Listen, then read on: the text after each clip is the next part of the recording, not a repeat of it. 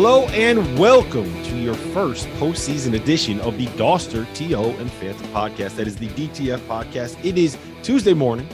It is April 12th. We've had a little bit of an off season here. It's been nice to be able to relax, to sleep in, to go to bed before 2 o'clock in the morning, to not have to worry about making sure that I'm retweeting this or following that or tracking whatever. I don't know about you guys.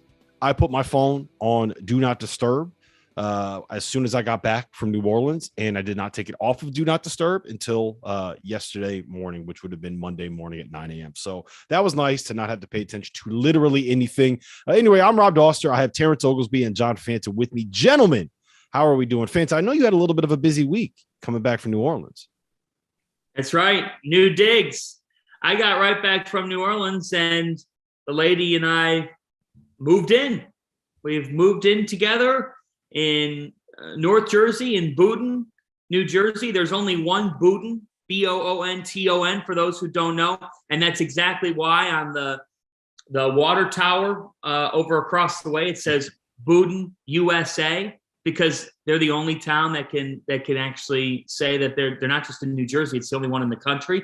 So we've moved out to, yes, the forest land of New Jersey. Did you know that New Jersey has farmland and fields? And you probably wouldn't have guessed that, but New Jersey is a much better state than people give it credit for. And there are parts of New Jersey people have no clue about. So we're deep into New Jersey. It's great to be moved in with the lady. I could tell you guys that it was its own version of March Madness for me because of the amount of boxes and the amount of clothes. And I couldn't tell what was clean and what was dirty for my clothes. So the other half washed and dried everything along with me. I think I've done more laundry in the last week than I did in the previous 25 years, certainly than I did at Seton Hall. I mean, if you guys were good at doing laundry in college, I got questions for you. So it was it's been a lot of work, but we've moved in and we are all good. I've actually been making Fanta in college. We used to call it 5:30, eating dinner at a normal hour.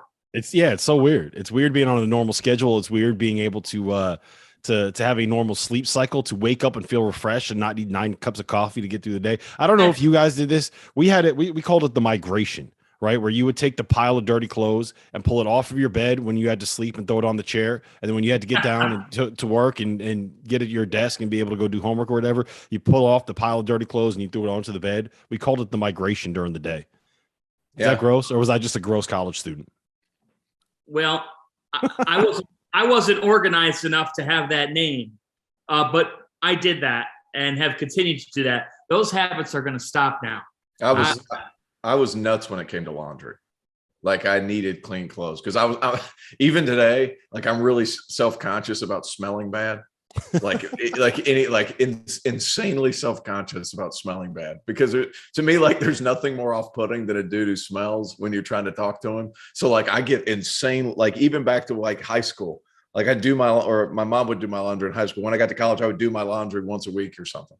Even when I was playing, it sucks to do, but you just end up doing it. Man, I'm just a crazy person. I feel like there's some underlying trauma there. Like, you got made fun of for being the smelly kid when you were 4. No, I just know like what it's like to sit there and have to talk to somebody who smells. And it's like, dude, I will never be. Yeah, there's nothing worse. There's nothing worse. I mean, one of my favorite stories from the year was at Providence, oddly enough, since I seem to be there every week this year. And Providence gets a big win. And Ed Cooley looks at me during the interview and goes, after the interview had ended, I think it was a triple overtime game against Xavier. So that game went 3.5 hours with the roof leakage. And he looks at me after the interview and goes, "Damn, man, I smell like a bag of ass." and I got to tell you, he did not smell good. There's no worse feeling than when you're in that position and you just got to get in the shower. You got to get in the shower for a good 25 minutes. Washing once isn't good enough. You got to double down. I'm scared of being that guy. For what it's worth, Doster, I think this is the most rested I've ever seen you. Yeah, I feel great. Like you feel unbelievable. Very rested. And I was talking to my wife because we went back and watched the 37-minute clip or whatever of the weekend. She goes, "There's a couple of clips in there where Doster looks like he's on death's door." just like right there. And like we feel better, feel rested. I'm rejuvenated. I got to play golf the other day with Damon. I took him out there, and we both stink, but it was fun to at least go out there and be with them and be outside. And the weather's starting to get warm down here. It's supposed to be 78 today, so gosh, it's the best. It's the best just to be able to relax and go to baseball practice and all that stuff, and not have to worry about getting back and watching the 7:00 game and stuff. And it's nice. I'll be happy for about 3 weeks, and then I start itching, and then it's like, what can I do? What can I do? And that's when I drive like my uncle crazy and my accountant crazy, because then I'm just like, well, what can I do? What can I do? And it's always something that's moving, and I just kind of itch. It stinks that it's not that college basketball is not on the European 10-month season plan. I'd be okay with that. Well, I mean, I think the schedule that college basketball has is the best for any sport in the country, right? Because it really kicks off as it starts to get cold out around the country, right? Right when you stop wanting to be outside is when college basketball gets going. And right when you want to start going back outside is when college basketball ends. So for all of those nights where you have nothing to do but sit on the couch and try to stay warm and maybe start a fire and throw on a sweatshirt and throw on a hoodie and just sit on the couch and watch TV, those are the nights where college basketball is on. So I think that it's the perfect. No, it's awesome. I'll tell you this, T.O., I do not want college basketball to go to a 10-month schedule. I don't think I'll be able to survive it, man. I don't think I'll be able to survive. People. You have to hire more people. Can you imagine? Can you imagine having to do after dark every night for 10 months out of the year? No, we'd all be out of a relationship. Are you kidding me? No, I'd be dead. I wouldn't be able to handle. I could barely handle March, man. I could barely handle March. I went to sleep the day I got home from New Orleans that Tuesday. I went to bed at like 9:00 that night, right? And I woke up at 9:00 the next day. Then I did the same thing Wednesday. Then I did the same thing Thursday. Like I don't think I've ever slept this much ever. And I'm still waking up a little bit like, yeah, you know what? I definitely have to set my alarm because I'll just sleep until 11 if no one comes in and wakes me up. Yeah, you're catching up. You're catching up. And by the way, if we went, 10-1, you're saying you would pass away if you didn't get killed by somebody first. Oh yeah. No. I mean, by the time the six consecutive nights of shows and the way that the set was aligned for us was always me being the host on the far end. And I want to say 90% of the time I was seated next to Goodman, where if you're seated next to Jeff, he starts doing his own show as the group is doing a show and picks the person next to him to start saying side comments on what he thinks about what they're saying. Mm-hmm. Oh, that's standard Jeff. So you're talking about what happened in New Orleans. So let's get into it a little. Just for the people that are not aware, we spent 6 days in New Orleans doing live shows at the Gordon Biersch. I don't think I've ever had more fun than that week in New Orleans covering college basketball. We were just hanging out, shooting the shit, talking hoops, listening to Shammond Williams and Randolph Childress rant about the North Carolina Duke rivalry, bringing in every coach in the country. Like we went through the list, and once you take out all the coaches that weren't there and all the coaches that would not come on a show like that, like a Coach Calipari or Coach K or Bill Self or guys like that, I think we pretty much got every single coach that we would possibly want to get out of like the top 25 teams in the country. It was unbelievable. Bruce Pearl, Brad Underwood, Eric Musselman. It just the number of names that came through our set was just unbelievable. And it was so I'll never go back to writing again. I'm never going to do it. I'm never going to go back to normal media shit again. Like, let's just do this every year. Why not? That was a blast. I'll show up. That I mean, it was so much fun. Like, and not only that, like you and Jeff have done a remarkable job at picking the right personalities to mesh together. And I feel like there's always, no matter, what team I've been on, what staff I've worked on, what job I've had to work, like there's always a couple of guys that don't get along great. There wasn't that this year. It was a bunch of personalities that really clicked. Like I never met the 3-man weave guys. I enjoyed the shit out of just hanging out and listening to them because they're a bit like they're different. The way they explain things, it just the words they use. It's hard for me to say, but like their dialogue. Like Maddie, I think that dude's one of the funniest people I've ever been around because like the certain words that they'll use to describe something is just like comes to me from so far out of left field. And it's great to have stuff like that. You know, it's funny, T.O. Awesome. That is how every single person that's not from the South thinks about you. They're like, what I know. What is this guy talking about right now? I know. And I'm just like, man, what in the, like, how the heck? It's nothing like way out of order or out of, like, it matches, but it's not the words that I would use. So I think they're funny. And like, even like Greg Waddell and Carter Elliott and Nuts Hanging Dagan, like we put cameras on those guys because like they bring value to the show every time. Like it's just, it was a fun group to be around. You know, sitting courtside for the 2 semifinal games and then sitting way back for the national championship game, which turned out to be probably better because I could see it better from where I was sitting. Because there were times that Duke North Carolina game where I would just get lost in the game and I wouldn't be analyzing it. I'd just be watching it. And it was like, but to like with all that stuff going on and the shows post and pregame, and gosh, it was just so much fun. It was just fun. And everybody gets along so famously. Yeah. Go ahead, Fanta. College basketball deserved this Final Four with the way that the last couple of years in the sport have gone, between COVID knocking out the entirety of the 2020 postseason. And then last year, it never really felt normal. We were doing shows after games. It's really how After Dark started. And even after we got done, it was like, man, I wish we could be in the building because we could talk about stuff. We could talk about the games. And it was Rob, Deshaun, and myself talking after the games. But it just wasn't the same as what it was last week. That was really, if you had doctored up an invitation for a college basketball reunion, what does a reunion do in life? Well, it makes you feel old, but it also reestablishes your love for something. You remember why you love it.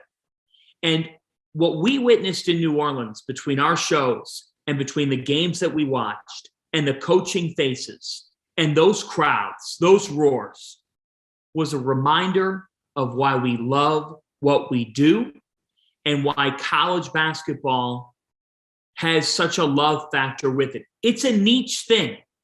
The fans of college basketball are fans of it for certain reasons. Not everybody's a fan of college hoops. They're just not, or they don't follow it until March. I felt like in New Orleans was people who love the game and who have had a lot taken from them in regards to this sport the last couple of years. And this brought it back and then some. It was great for the sport and its buzz. And it shows sometimes you love upsets. We had some upsets in this tournament. But this Final Four was a complete, well-rounded group that produced some really high-level hoops and a lot of interesting press throughout the week. And that's why, to me, guys, this was the best Final Four we've seen in quite some time. It's the best that I've ever been to for a couple of reasons. One, I think the fact that it was just so great to finally see everybody again.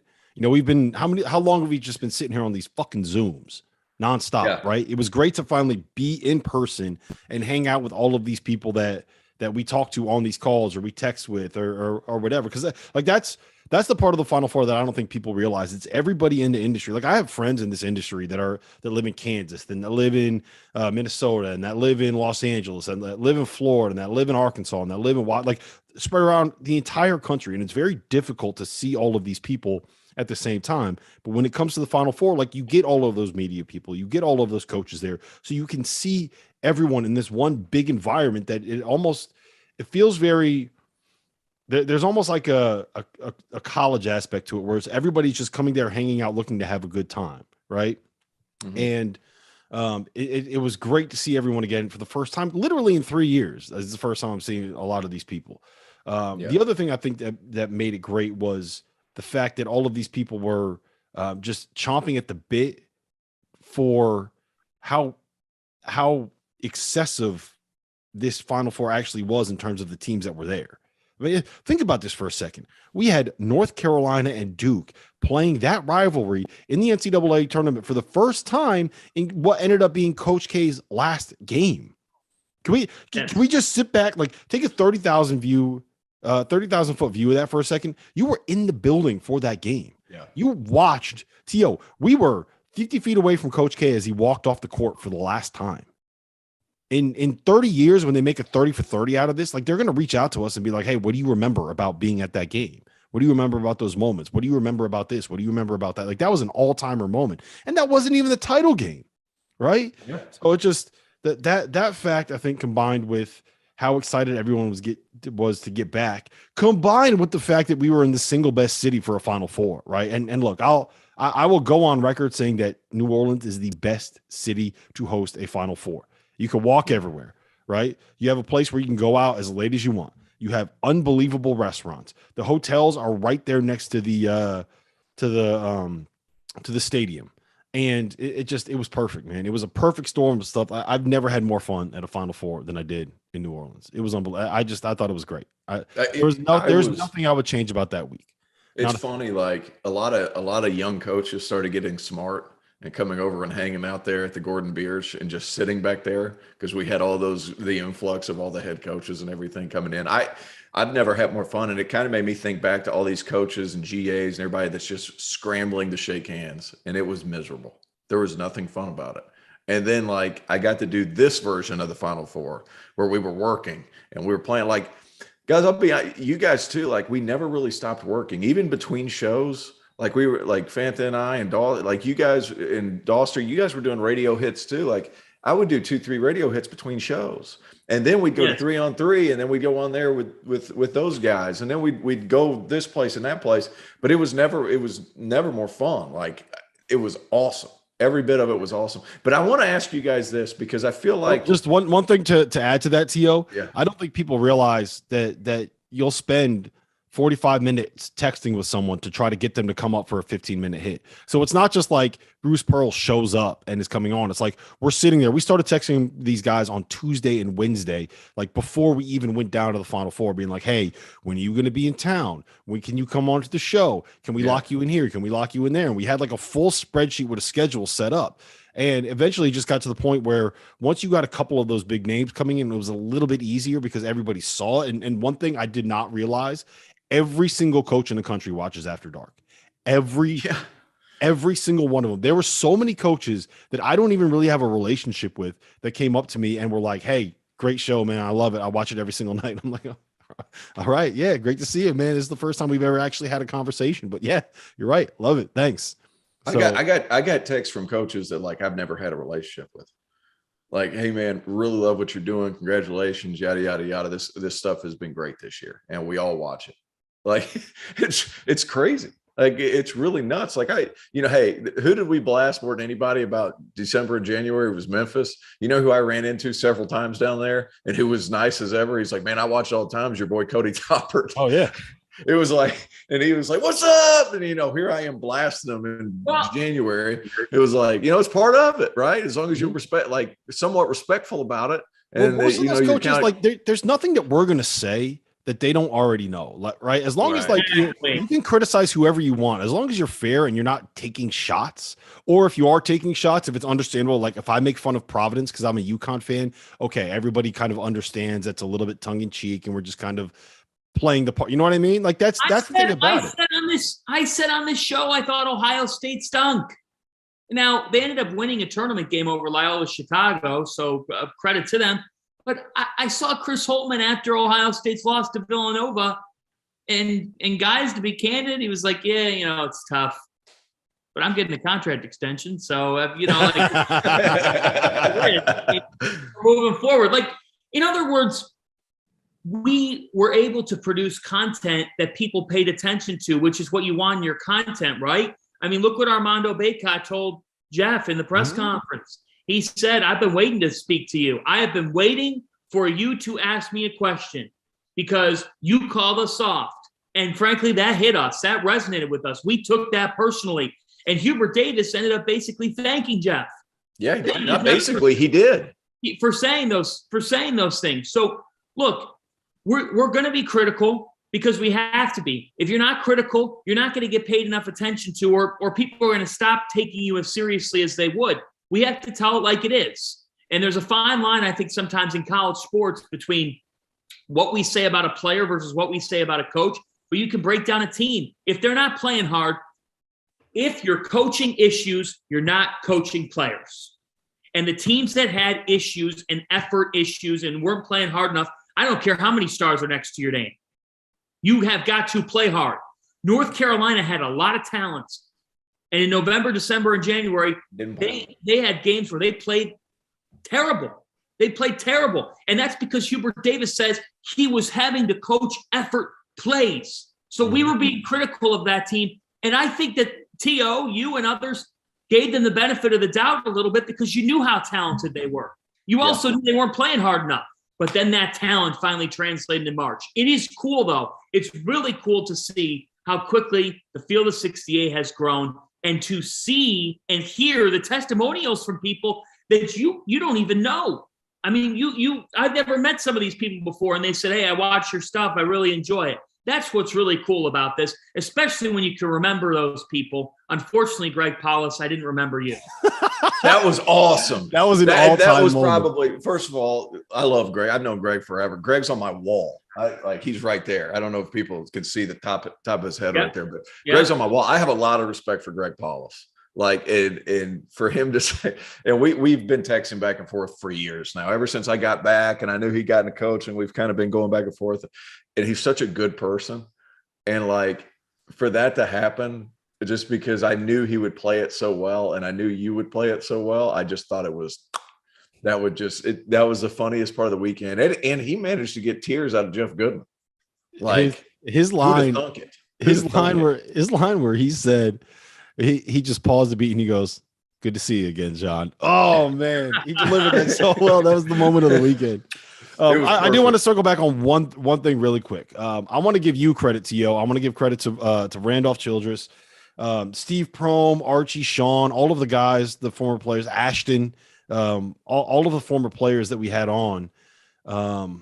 I think it's really important to credit you guys because you have relationships in this business, right? Like, you know, these guys, you have guys that have been friends of yours, like especially Randolph, like he fucking knows everybody. And you guys weren't afraid to go at people. You weren't afraid to be critical. You weren't afraid to be honest. And I think that's what made the show. You know, we had people that knew what they were talking about, that weren't just coming on here speaking in platitudes, that weren't just coming on here giving a 30-second soundbite based off of a box score and a highlight that they just watched because they're sitting there on a TV set paying no attention to games. So I think that's what made it work. I also want to give credit to Armando Bacot because that answer that he gave Jeff, you know, everyone's laughing at it because he says, like, I've been waiting to say that to you. But if you actually listen to what he says, he basically acknowledges everything that we were criticizing them for, right? He says, what you got to understand is we had a new coach coming in. We have a new system coming in. We have new leadership. We have new expectations. We have new plays. We have new sets. We have new everything. And it took us a while. Like, we were a new team trying to figure that out. And then once we figured it out, look at what happened. So he basically acknowledged everything that we were critical of and every point that we made, and said it with a smile on his face and said, thank you. He was like, we needed that a little bit too. So I thought that was pretty cool too. So shout out to him. He was one of the guys.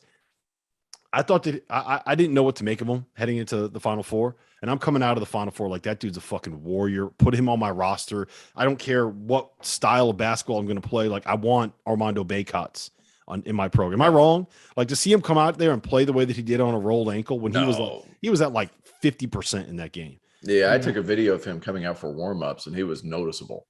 Go ahead, Tio. Go ahead.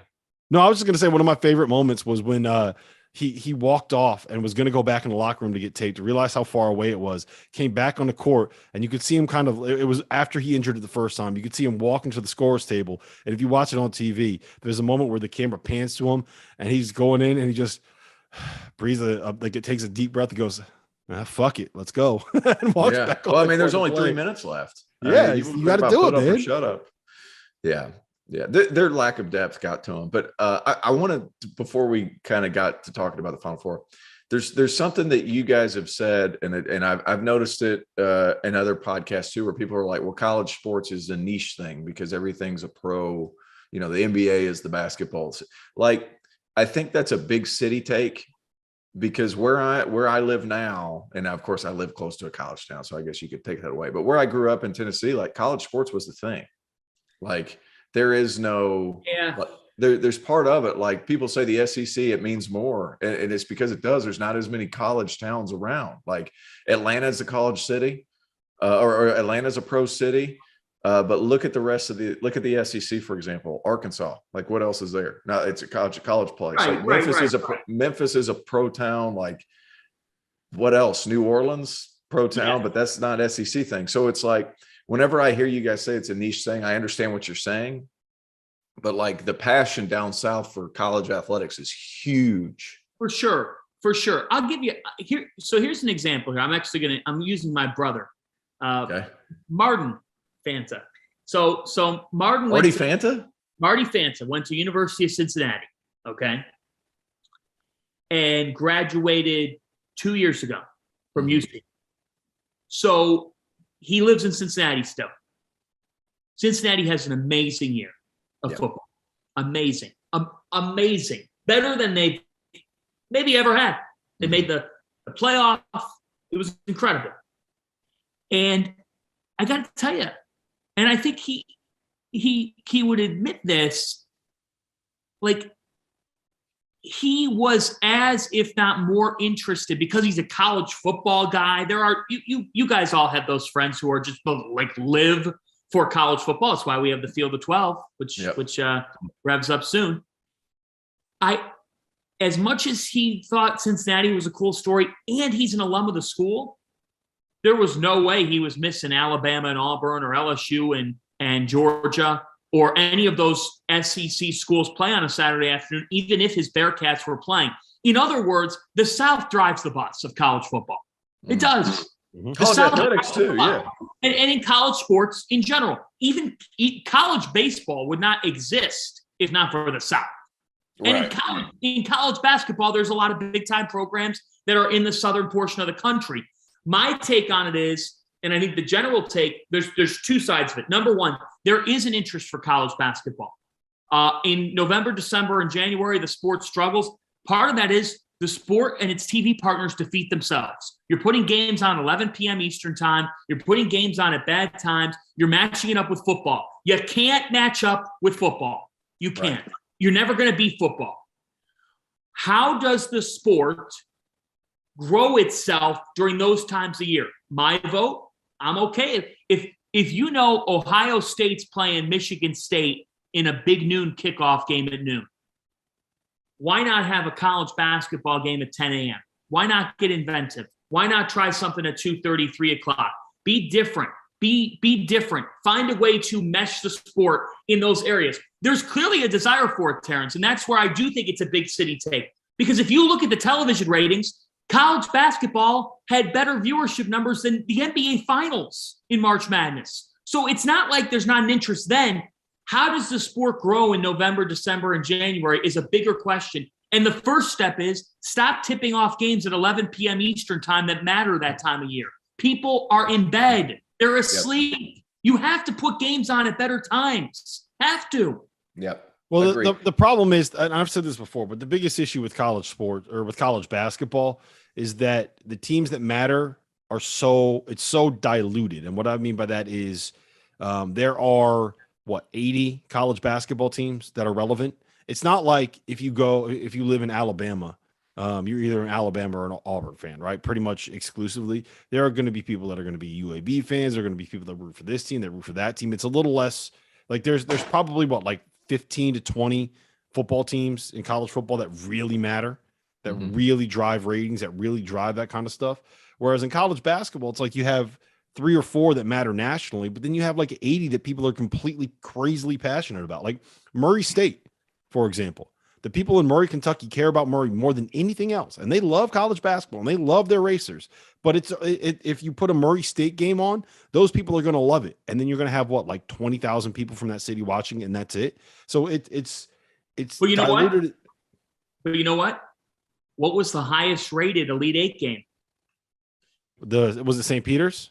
St. Peter's. Yeah. In other words, something can captivate a nation. I'm not saying it's Murray State, but yeah, I think a lot of that has to do with the tournament and the way that that's set up. I'm talking about in November, December, and January. It can get really diluted because there's so many competing loyalties and you have Yeah. so many different games on, and you're not going to see the massive amount of number when there's 19 college basketball games on live. You're not going to see the numbers on any individual game. If you add all those up, those numbers are going to look good. And if you do something like create the field of 68, where you talk about nothing but college basketball every single night over and over and over again, you're going to be able to find an audience because there's people that care about that.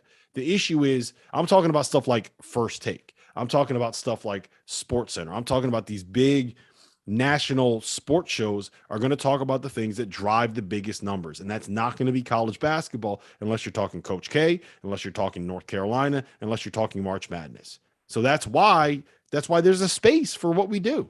And the other thing is, the other reason why there's a space for what we do is we do cover the games. We do cover the players. We do cover what teams are doing well and what teams are not doing well. In other words, we cover the college basketball season. We don't come on the air and tell you who the number 1 and number 2 picks in the draft are going to be. And I'm not trying to be overly critical, but one of the things that has to change about some of the national coverage is we can't always connect it to the NBA, especially during a random game on a December weeknight. And I know that's probably never going to change because rights holders are rights holders. And if ESPN has the rights to the NBA, they're going to do as much as they can to drive the National Basketball Association product. But by the same token, guys, like, we get so much into prospects at times, not us, I'm saying nationally, that it ends up diluting some of the actual game coverage that people just want to watch. Yeah. They just want to watch there are some people out there. In fact, I would say the guys that are watching the prospects, the chances that they're actually watching the live telecast are not high. You know what they're watching? The 17-minute YouTube video that Draft Express or somebody puts out the next morning or a couple days after, or even now. There's guys on YouTube. I'll do it ahead of the draft. I'll look at a guy's 15-minute highlight tape and check him out if I haven't watched much of them.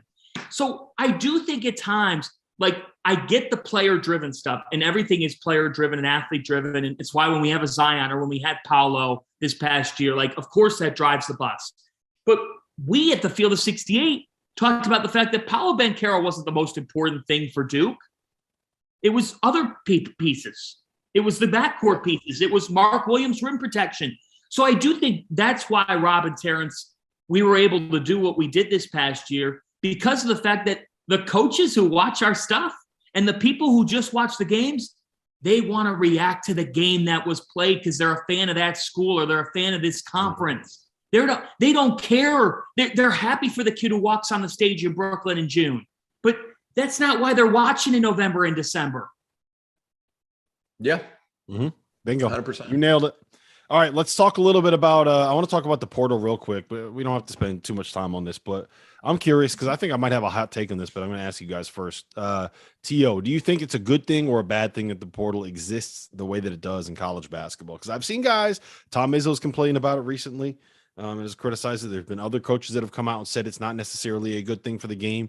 Coach K, Roy Williams, both kind of intimated that some of the changes have been part of the reason that they are no longer right in the coaching ranks. So do you think it's a good thing or a bad thing? I think it is what it is. It's hard for me to really have an opinion, but what I do like about it, guys, is the fact that now coaches have to be nicer to their players because you have to be able to keep them. And that's difficult. And the thing is it makes it hard for a lot of guys that are really like they drive the message home sometimes, not by force, but by like repercussion or being demeaning. You can't do that anymore. You got to treat your guys right. Now, that being said, with the portal, it's just part of what's going on. And whenever I had a discussion yesterday, I did a hit with Sirius XM, and it was like, is it in a good place or a bad place? I think college basketball, from a visionary standpoint, as far as like what I'm watching on the floor, I think it's in a great place because of this extra year. And I think there's going to be a market correction. I think people are going to start to be able to kind of get back to normal with the reduction in scholarships. Guys are starting to leave. There's a big portion of guys that enter the portal that just don't play anymore. And so I think for what it's worth, like if I'm a student athlete going in, I better have something in line right away. If I'm not somebody like a Brandon Huntley Hatfield from Tennessee, if I'm not somebody like what's the kid's name, Kedrick Davis from SMU, who knows he's going to have a spot. Like if I don't know what I'm getting into as soon as I hit the portal, like you're taking a huge risk. And I think now players are starting to realize that a little bit more. And I also think it's good for coaches. Like, hey, you can't just blindly go in and make promises, because if you don't keep them, a guy can just leave. And I think that's fine.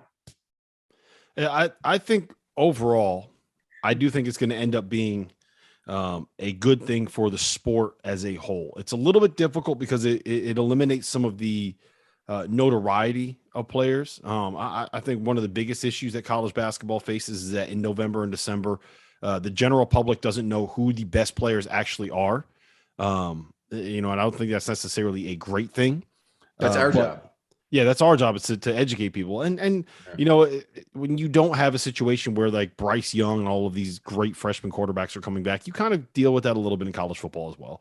But I think that what it does is going to raise the level of the top teams in the sport. And what I mean by that is, normally, if you have a player leave school early, like let's say that you unexpectedly lose a point guard from your team, right? You're going to have to go out and find a freshman and try to fill that spot with whoever you can get. Now, instead of having to find a freshman, you can go out and you can get Kendrick Davis from SMU. You can go out and get one of these up transfers, a kid from East Carolina that's really good, and you can fill the role that way. If you're Kansas and you need a point guard in your spot, you don't have to worry about going out and trying to find some freshman to mold into that position and hope that he works out 2 or 3 years down the road. You go get Remy Martin, and Remy Martin won them the national title, right? So I do think that it allows these players to jump up a level, and it makes it so that these teams at the highest level are going to be better than they were.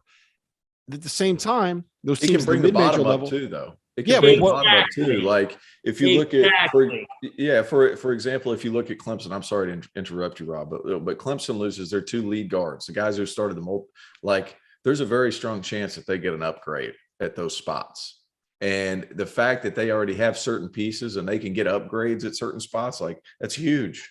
It's huge. So it's like, and it also allows, and it's not just that. It's like, so SMU loses Kendrick Davis, right? Well, they can go down and find one of these studs in the D2 ranks or in the lower Division I ranks and bring them up a level. So I think that it creates kind of an effect where if you go to college and you perform, there's going to be a better opportunity for you where you can move up a level. And if you perform there, then maybe you have a chance to get to the NBA. I think it hurts some high school kids in that you're not necessarily going to have the what kills them. Yeah, it's going to hurt a lot of high school kids. The fact that 1, all these kids are getting COVID years, and 2, all of these coaches are now like recruiting the portal. Like you go and talk to coaches and they'll say, yeah, I'm trying to get 2 or 3 kids out of the portal. Maybe we'll bring in a freshman this year. Right. So I think that it's going to force a lot of these like kind of Oshai Abadjis and DeJuan Harris's and players of that ilk are going to end up at some of these mid-majors, which creates an opportunity for mid-major coaches to go out and say, we're the factory that is going to turn you into the next player at the high mid. If you're creates a feeder system. Yeah. Like if you're Joni Broom, right? If you're Steve Prohm at Murray State, go out and find all of these guys, these 3 stars, these borderline top 100 kids, bring them in, say, we're going to give you a ton of minutes. You're going to play your way up. Give me 2 years and I'm going to help you get to the high major level. Hell, I'll send you to LSU where my former assistant Mac McMahon is now the head coach, kind of a thing, right? So you create a pipeline, you come here, you perform, then we'll get you to the high major level. So I do think that it's going to help a lot of players find their level, and it's going to help a lot of the teams at the top level be able to stay at that level, if that makes sense. Am I talking? You look confused. Am I talking to my ass here, Fanta? No, you're right. But the bottom gets better by this. The middle gets better. Programs that you wouldn't have seen as Elite 8 or Sweet 16 caliber teams heading into a season can be that. There's more parity in college basketball because of the transfer portal. Now, at the end of the day, the Final Four was the teams that maybe you would have guessed that collection of 4 teams at the start of the season. There's a chance you might have. That being said, Miami doesn't make the Elite 8 without the transfer portal. Providence made their first Sweet 16 in 25 years. Yeah. They're not doing that by out recruiting Villanova and Connecticut. They're not. You have to bring in the right collection of kids. And it does hurt high schoolers. Why? 100%. Because you're getting a fifth or a sixth year player, sometimes a seventh year player. I haven't seen any eighth or ninth, but it wouldn't be shocking to me. Yeah, if, the last time we had a 9-year college player was when Robbie Hummel was at Purdue. Yeah, that's right. That's right. And Aaron Kraft went 8 years, right? Or John Diebler. John Diebler was I thought he played at Ohio State for a decade. Okay. So for me, I think that the portal allows you to accelerate what you do. And if you're building things up, you can, or if you were fading, if you had a bad year last year, no longer are you going to say it's going to take us another year to figure things out. And first off, ADs aren't going to listen to that anymore. Right. The job changes. And some people are saying it's our business. Our business sucks. Our business is brutal. LaVall Jordan at Butler shouldn't have lost his job. And LaVal's a good man. And the way that he lost it, I wouldn't say that that's appropriate. That being said, that's a reflection of the pressures that are on you to win. You're getting paid a lot of money. And if you're getting paid that kind of money, you are expected to bring in wins when other programs are making it a reality, some of which don't have the resources that you possess. So for me, I think what it does is two things. Number one, it means that the bottom or the middle can actually be closer to the top. It means that other programs that were once perceived as top 25 or top 35 programs can be top 5 programs or top 10 programs in a following year if they get the right collection of kids. And what else does it mean? It means that the coaching carousel has never been running faster. Schools want immediate gratification, especially off of a pandemic where money is necessary. You've got to win games. You've got to get units for your league. There's going to be more pressure on programs to win now because that's the reality of the situation. And the line between being a mid-major coach who puts together 3 or 4 magical days at a conference tournament and makes the NCAA tournament and gets that job, that big job. The line has never been thinner between that person and the person at a power conference school who makes the tournament and loses in bad fashion in the first round or misses the tournament in a one-off year. Because if your buyout makes enough sense, they will move on. They will move on. And that's why coaches are complaining, because in one way it could end like that. But in another, that's the reality of college basketball now. The portal is the portal. It's not changing. But to say that the bottom gets killed by it is wrong. There were a lot of bottom schools. There were a lot of low and mid-major coaches who were saying, we get killed by this. Sometimes you're able to get a talent that you would never get at your school as a result of the transfer portal. Facts are facts. The only people that have gotten killed are high school kids, like high school seniors. Those guys are getting killed with this extra year because, especially now that you're going back to the original number of scholarships. Oh yeah, I mean this high school senior class is just like, oh buddy, there's going to be. I think the next 3 or 4 years, those high school kids are like, if you get an offer from somewhere, you better take it. Because there is a finite amount and there's a lot more players, and it's just that's just the way it's gonna be at this point. And what's going to end up happening is we're going to see this for probably another 2 to 3 years, where there's this glut of COVID years that are still there with the 13 scholarships, and you're going to have more players, more Division I caliber players than there are scholarships available. So the portal is going to be nuts because you're going to have all these kids that are at too low of a level that perform really well that then these high majors end up going to try to scoop up, and it's going to be this constant thing. But I think in 2 to 3 years, maybe 4 years, once you kind of get rid of this mass of players that are the too many players, we're going to find a new normal. And I think that eventually, once everything kind of finds its level, then the portal is going to end up being a thing where it kind of balances out. We got to get to the new normal. Right now, we're still in these weird times with COVID years and everything. We got to get to a new normal. Real quick, Shaden Sharp put his name in the draft. T.O., he's maintaining his college eligibility. Are you telling him to leave? Or are you telling him to stay? What are you telling him to do? He's going to be picked in the top 8. He might go top 5. Chuck them. Get out of here. That's life altering money. Chuck them and get out of there. What if Kentucky finds a way to put together an NIL deal where he can get like $3 million? Are they going to get? Is he going to get $3 million a year for the next 5 years? No, he's not. See ya. Yeah, I mean, this isn't even life-changing money. This isn't even a question. You're a top 10 pick in the draft. What if you tear your Achilles? I mean, I just hate to be bloody, but what if you have a terrible injury that derails your career? Go get paid, sir. Shaden Sharp, I wish I would have watched you in college do great things, but you need to go get paid.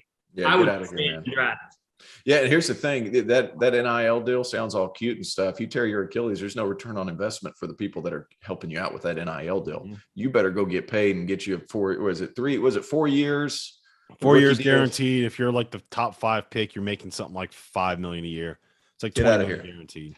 Get out of here, Shaden. Don't actually even no. I think the about first 2 years. Let me rephrase. I think the first 2 years are guaranteed. 3 and a 4. 3 and 4. There's a team option, but like if you're Shaden Sharp, that your team is unless you're as terrible as Joe Alexander was in his first 2 years, the team is picking up your option. So yeah, get out of there. It's not even a question. The only thing that I would say is that money goes quick, right? Between taxes and agent fees and everything else that you have to pay, you're not actually getting $5 million a year. You're probably getting closer to like 2 and change a year, right? In terms of what's actually hitting your bank account, which is good money and great money. It's not generational wealth. I do think that there is some merit to saying that an extra year of college basketball will help you prepare and help you be ready to get to that second contract when you can make that generational wealth. I also would say this: if I'm advising Shaden Sharp, do not go back to Kentucky. Do not dare go back. Get your ass in the draft. Go get paid. Yeah. Go get your money, son. Make it work. Listen, guys, this has been fun. That's it. It's good to connect. Fanta's got to get out of here. Fanta's always cutting us short. Mister's got 18,000 things to do. I think he's actually getting yelled at because he forgot to take the clothes out of the washing machine to put them in the dryer. So I think that's what we have going on right now. I got to get it done. You got to make sure you. There you go. Oh, she's writing you lists. Good for you. Too good. All right, fellas, this has been fun. We'll connect again. I don't know. I'm not going to. Hey, real quick. Fanta, did you happen to listen to Cam Newton's rant on what a woman should do in a relationship? No, I didn't. I'll have to listen to that. Dude, I want you to go listen to it, and I want you to listen to absolutely nothing that he had to say. Yeah, everything that whatever he says, do the exact freaking opposite as fast as your car will let you go. All right, I'm going to watch that. That's going on. It's adding it to my list. Watch it. You don't need to watch it. You will be dumber if you do. You will be dumber if you do. Gentlemen, this has been fun. I'm not even going to tease when the next episode is going to be because I have no idea. At some point, we're going to talk again. Whenever I decide I want to see your faces again. Next week. We're going weekly all year, baby.